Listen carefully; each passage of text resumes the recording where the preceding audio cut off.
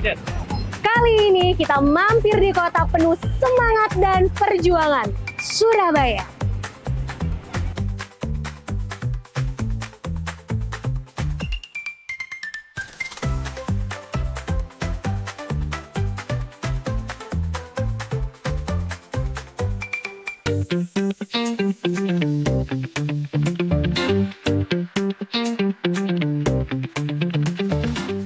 Halo Sobat Syariah, kembali lagi di Soul Talk Podcast bersama saya Fajri. Soul Talk Podcast ini tempat kita ngobrol santai tapi penuh makna seputar dunia asuransi syariah. Dan topik yang akan kita bahas hari ini adalah topik yang sering terlupakan. Apa itu topiknya? Personal branding. Personal branding, ya kan? Wah, aku sudah tanya aja topiknya apa ya, tapi aku belum memperkenalkan siapa ini orang di sebelah aku, ya. So, bersama aku hari ini, teman-teman semuanya udah hadir seorang mitra bisnis yang kece banget, yang dikenal dengan media sosialnya yang oke banget, brandingnya yang oke banget gitu ya, dan dipercaya banyak nasabah. Langsung aja kita panggil, udah datang sih orangnya. Hai, Natasha. Halo Pak Fajri, halo teman-teman. Senang banget akhirnya bisa ngobrol di Soul Talk. Semoga bisa bermanfaat ya. Halo, saya Natasha, founder dari Instagram @cici_asuransi. Saya dari SB9 Surabaya. Oke, nah Natasha, menurut Natasha, sepenting apa sih personal branding itu buat agen asuransi? Penting banget dong, pastinya penting banget. Karena kita sebagai agent, kita perlu personal branding supaya kita itu dikenal, kita tuh dipercaya, dan kita diingat sama nasabah maupun calon nasabahnya kita. Dan juga nggak cuman soal luarannya aja ya, kayak gaya berpakaian, cara ngomong, tapi kita juga perlu konsisten hadir, konsisten muncul, dan memperlakukan nasabah itu juga dengan style yang konsisten. Kayak gitu. Wih, asik banget, style yang konsisten gitu ya. Jadi semacam kayak kesan pertama yang harus dibentuk gitu ya. Nah, ini seru nih, gitu kan, kita ngomongin personal branding, membangun image gitu kan, membentuk kesan pertama. Nah, tapi kita mau ngomongin kesan pertama dulu nih. Menurut Natasha, seperti apa sih membangun kesan pertama sama prospekan atau sama calon nasabah itu? Penting banget, karena orang itu bakal menilai kita dari 3 detik pertama dia ngelihat kita. Ih, asik nih, aku catat kali ya, 3 detik pertama, apa tuh? Betul. Jadi dari 3 detik pertama, orang pasti yang pertama akan ngelihat penampilan, gitu kan. Nah, penampilan ini ketika kita personal branding, otomatis adalah akun media sosialnya kita. Karena orang kan nggak ketemu kita secara langsung ya. Jadi sama sebenarnya konsepnya seperti kita tuh ketemu nasabah secara langsung, secara offline. Dimana kalau kita ketemunya online, berarti kita bangun kesan pertamanya lewat bio-nya kita, lewat foto profilnya kita, lewat konten-konten, lewat highlight, dan lain-lain. Jadi kalau ngomongin online dan offline, Natasha itu nggak selalu ya ketemu sama calon nasabah atau nasabah pertama kali itu nggak selalu ketemu face to face ya, bisa aja ketemu via online gitu ya? Ya, awalnya bisa juga mereka tuh kenal saya dari online. Setelah itu ketika ngobrolnya udah enak, kita mau tektokan lebih dalam, nah kita bisa ketemuan. Ih, seru banget nih. Gitu. Nah, nggak selalu online ya, online atau offline, tapi kalau kita lihat itu teman-teman mitra bisnis, teman-teman agent tuh kadang-kadang suka bingung ya, harus membangun image itu yang gimana. Nah, Natasha ada masukan nggak nih buat teman-teman gimana membangun image itu gimana ya? Oke, jadi kalau untuk image sebenarnya penting banget untuk kita jangan dibuat-buat teman-teman. Jadi tunjukkan aja nilai yang teman-teman pegang. Misalnya teman-teman integritas, care sama orang lain, atau teman-teman punya semangat buat bantu mereka. Kalau misalnya kita konsisten, personal brand itu akan kebentuk sendiri kok. Jadi natural aja apa adanya teman-teman. Wah, seru ya, natural aja ya. Nah, ngomong-ngomong nih, kalau contoh case-nya di Natasha, gimana tuh Natasha untuk membentuk personal branding-nya, image-nya itu? Oke, aku sendiri ada value yang aku angkat untuk customer-ku. Misalnya, informasi yang aku sampaikan itu selalu secara transparan. Aku usahakan semuanya tuh disampaikan transparan, apa adanya, supaya nasabah itu dapat edukasi yang full. Gitu. Karena kadang kan ketika dia ngomong nih sama agent mungkin hanya sebagian aja nih yang diedukasi. Misalnya kayak kemarin waktu konversi Pruwell Pak, itu kan ada 3-4 opsi ya, tapi sering nasabah tuh cuma diedukasi 1 opsi, 2 opsi. Nah, hal-hal yang kayak gitu yang akhirnya saya bahas Pak, supaya mereka tuh ngerti sebenarnya tuh ada opsi apa aja. Jadi Natasha itu memilih untuk mengedukasi nasabah gitu ya. Betul. So 4 opsi, kita ngambil contoh konversi ya teman-teman. 4 skenario konversi itu Natasha jelasin semua tuh ke nasabah tuh. Betul. Beserta plus minusnya juga gitu. Jadi mereka itu ada tahu opsi yang full seperti apa, opsi-opsinya dan plus minusnya itu apa. Dan kita juga bantu mereka untuk advice. Balik lagi kan kita advisor ya. Jadi tetap pilihannya dibuka, tapi kita tetap kasih advice nih. Kalau untuk kondisinya si ibu atau si bapak lebih cocok yang mana. Oh, jadi nggak hanya mengedukasi aja gitu ya, udah mengedukasi nih, terus juga ngasih advice mana nih yang paling cocok gitu ya. Betul, untuk nasabah gitu ya, untuk nasabah atau calon nasabah. Dan sehingga akhirnya nanti deal atau closing itu buat nasabah nggak merugikan, justru membantu nasabah banget gitu ya. Betul. Wah, menarik nih teman-teman.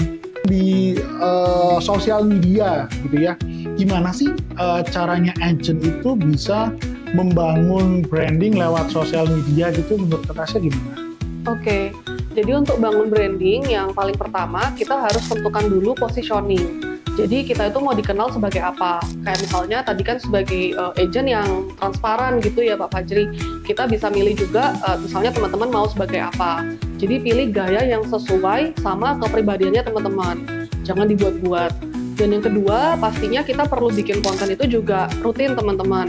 Jadi misalnya tidak harus setiap hari juga, tapi tetap ada jadwal yang teman-teman itu stick ke jadwal tersebut. Misalnya 2 hari sekali, 3 hari sekali, itu it's okay. Yang penting teman-teman konsisten, jangan musiman. Begitu. Wow, menarik banget ya ngomongin konten gitu ya, ngomongin media sosial kan semuanya pasti punya media sosial ya. Jadi menurut Natasha itu nggak bisa ya kita punya, let's say misalnya ngomongin medsos Instagram ya.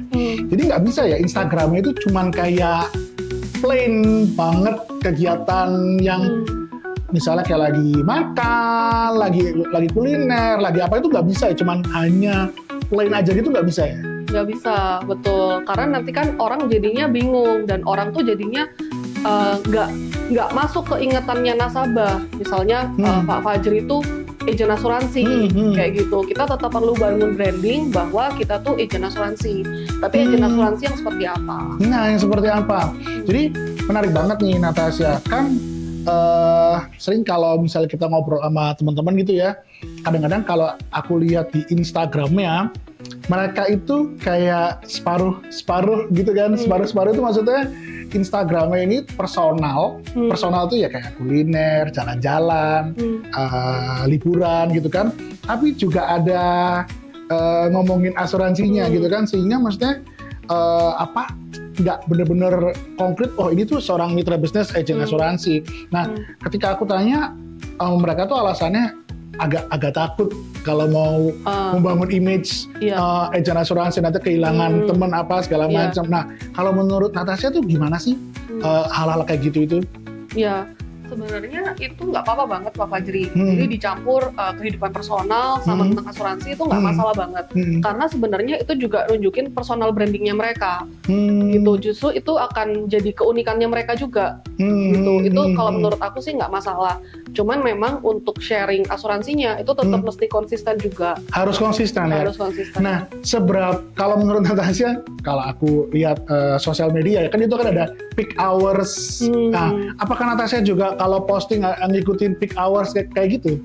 Nah, kalau peak hours-nya untuk posting ya, itu setiap akun tuh beda-beda Pak Fajri.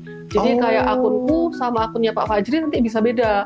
Misalnya followersku paling aktif jam 7 malam, Pak Fajri bisa jam 5 sore. Oh, bisa beda ya? Betul, karena misalnya mostly lebih ke yang kerja kantoran nih. Kan after office-nya kan jam 5 gitu kan. Bisa jadi mereka aktifnya jam 5. Tapi misalnya di aku misalnya pengusaha, aktifnya pagi. Nah, itu beda-beda. Nah, kalau untuk posting, sebenarnya aku nggak terlalu melihat ke situ, Pak Fajri. Oh, nggak ngikutin jam gitu nggak? Nggak. Oke. Nggak. Jadi tetap posting aja, yang penting isinya bisa bantu orang, kayak gitu. Oh, gitu ya. Oke. Di segmen ini nih, mungkin aku mau tanya lagi, mau deep dive lagi gitu ya. Untuk hal seperti ini, apakah Natasha itu ada coachingnya, ada yang nge-coach, ada yang ngarahin gitu nggak? Atau Natasha menemukan sendiri formulanya? Oke, jadi kebetulan saya kan kerjanya sama suami. Nah, suami itu sebenarnya lebih ke yang mastermind-nya. Jadi dia tuh orangnya memang ya cerdas banget gitu. Dia lebih banyak konten-konten sebenarnya lebih banyak dari dia. Saya yang lebih ke eksekusinya. Gitu. Jadi nanti saya bikin jadi story, jadi carousel, jadi segala macam. Saya eksekusi. Tapi ada kolaborasi nih sama suami, dia tuh yang mikirin ide-idenya. Oh, jadi suaminya mana sih? Hai suami. Suaminya itu yang ngebikin kontennya nih, gitu ya. Terus nanti kalau bahasanya Gen Z, cooking, yang mengcook, yang ngemasak itu adalah Natasha gitu ya. Mau dibentuk versi apa gitu ya. Betul. Yeah. So kalau gitu apa sih konten medsosnya Natasha itu apa namanya? Cici Asuransi. Asik. Original. Nah, jadi itu kita ngomongin medsos Cici Asuransi itu adalah hasil kolaborasi atau hasil kerja dari Natasha dan suami gitu ya. Betul. Tadi yang Natasha sampaikan itu udah daging banget gitu ya, udah oke banget. Ada kolaborasi Natasha dengan suami gitu ya. Ada yang bagian mau bikin kontennya gimana, lalu dimasaknya seperti apa. Nah, teman-teman dan aku juga sih itu pengen tahu sih lebih dalam lagi. Ada nggak sih trik-trik khusus gitu ya dari Natasha untuk medsos? Oke. Jadi yang seperti tadi disampaikan, awalnya itu kita perlu untuk bangun kesan pertama, teman-teman. Nah, kesan pertama, teman-teman salah satunya bisa untuk tonjolkan bionya teman-teman. Jadi, bionya teman-teman itu harus clear dan orang tuh harus tahu teman-teman itu kayak gimana. Jadi sekilas mereka lihat tuh mereka langsung tahu. Dan juga mungkin teman-teman perlu punya ciri khas, misalnya seperti ada warna tertentu, ada font tertentu yang teman-teman pakai, atau ada gaya caption tertentu. Jadi itu semua sebenarnya bagian dari branding, Pak Fajri. Jadi Natasha udah punya nih kayak gaya caption tertentu, font tertentu atau warna tertentu udah ada nih? Ada dong. Jadi kalau di Cici Asuransi kita ada warnanya pink fuchsia ya, teman-teman. Jadi pink fuchsia itu memang salah satu warna favorit gitu, dan itu saya pakai supaya menonjol aja sih sebenarnya, Pak Fajri. Oh, karena warna favorit aja gitu ya, dan agar menonjol aja gitu ya. Oke, ini juga perlu kita lakukan nih agar orang itu nggak cuma ngeliat, tetapi orang itu mau ada interaksi sama kita. Ada nggak kayak tips dari Natasha kayak begitu itu? Oke. Nah, kalau untuk bangun interaksi, ketika kita setelah posting, jangan cuman kita posting terus ditinggal gitu, Pak. Nggak bisa ya? Betul. Tapi kalau misalnya ada orang yang komen, ada orang yang DM ke kita mesti respon gitu. Dan juga kita bisa buka misalnya Q&A, Pak. Q&A. Oh, Q&A ya? Yes. Nah, Q&A ini tadi aku kepikiran, sorry aku, kita sambil ngobrol lagi ya. Tadi makanya aku kepikiran, kalau nggak ada yang nge-DM, kalau nggak ada yang komen gimana? Q&A gitu ya, asik. Yes, betul. Dan juga misalnya teman-teman selama ini kan sudah ada pertanyaan-pertanyaan nih dari nasabah. Itu juga teman-teman bisa pakai gitu, teman-teman bisa share. Misalnya apa nih FAQ yang sering ditanyain sama prospekannya teman-teman. Nah, itu bisa di-share juga. Jadi itu kayak di post gitu ya. Betul. Banyak nih nasabah yang tanya mengenai let's say misalnya konversi lah, mengenai apa gitu ya. Terus Natasha kayak mau bikin kontennya, ada pertanyaan nasabah, ada jawabannya Natasha gitu ya. Iya. Wow, menarik banget nih teman-teman. Jadi kalau teman-teman medsosnya sepi gitu ya, you have to do something teman-teman. Dan Natasha tadi udah kasih sharing yang oke banget. Aku yakin teman-teman yang ngedengerin pasti dapat sesuatu nih. Kalau nggak dapat, harusnya dapat sesuatu gitu ya. Tapi kan kita memang harus mengakhiri obrolan ini nih, gitu kan. Nah, ada nggak dari Natasha pesan terakhir untuk para mitra bisnis, para sobat syariah yang pingin ngebangun image, ngebangun personal branding? apa nih pesan-pesan ini buat teman-teman? Oke, jadi kalau untuk bangun personal branding, banyak orang itu yang nunggu perfect dulu baru mulai.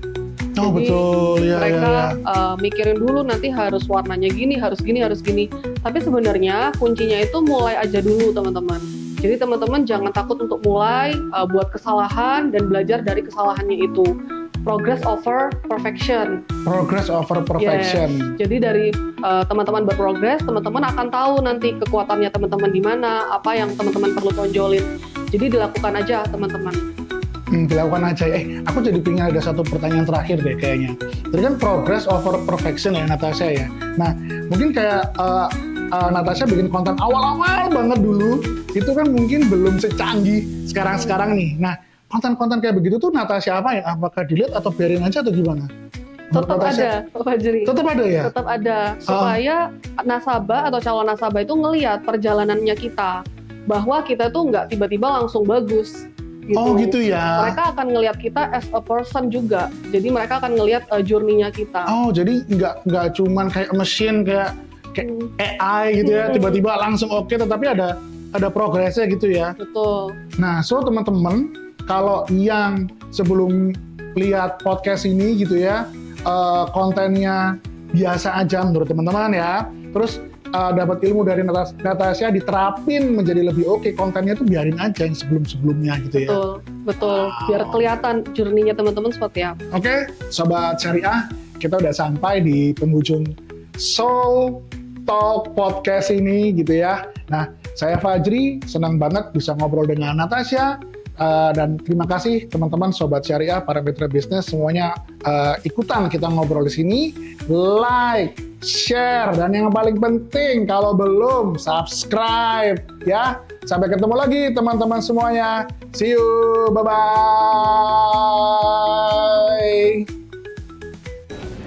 Hai Sobat Syariah, gimana episode tadi? Keren kan? Jangan lupa kepoin video-video lainnya di playlist YouTube kita Prudential Syariah Indonesia.